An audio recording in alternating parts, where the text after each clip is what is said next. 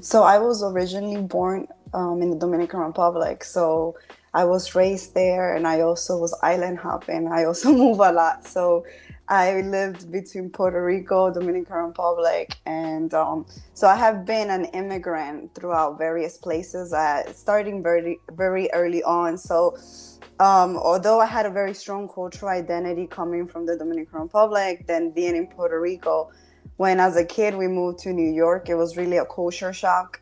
Coming from an island and family environment where you were able to be free to play, you knew everyone, from being very restricted and kind of locked into an apartment and the cold. So for me, that was difficult. Then going back to the island. So that was kind of my youth of going between Dominican Republic, Puerto Rico, and then the East Coast. So I was always that new girl. So I was constantly having to not change my identity, but define who I am, because I was always the outsider.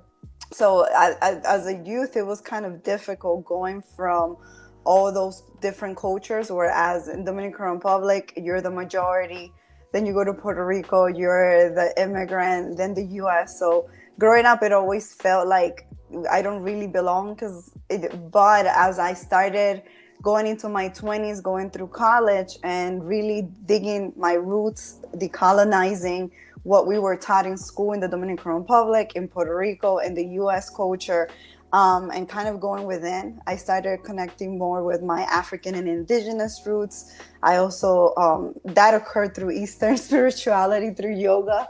Yoga took me back to the original source. So now, in my 20s, then I started shaping my own identity as calling myself Afro Latina, and me defining who I am, versus everyone always trying to fit me into a box of, well, if you're Dominican, you need to behave like this. Well, if right here in the East West Coast, they don't really know what I am, because I don't look Mexican. In the East Coast, they would think, oh, you're Puerto Rican, and I'm like, oh, you're close enough, right? So now I really shape and define who I am, and I'm unapologetic of what's my identity.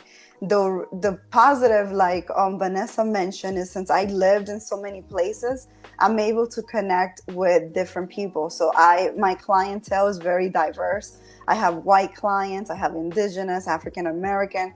So I'm in Latino, so I'm able to connect. Even islanders from the Pacific, so they're able to connect with me because I'm also an islander. So now I kind of, what I thought was a weakness as a child has now become this strength of being so versed into culture and knowing who I am, that I'm able to connect these different communities with their own identity, and feeling proud. So that's kind of been my journey of kind of being an immigrant and having to, and then going back to the Caribbean and not being enough, because now you have a American accent speaking Spanish. So I think now I'm unapologetically me, and I show up as me. But it's been beneficial because now I'm able to connect with everyone. And ironically, I went to India, and that was the place where they said, oh, you're Indian, and I'm like, no, I'm not. Columbus got confused, but I'm from the other side.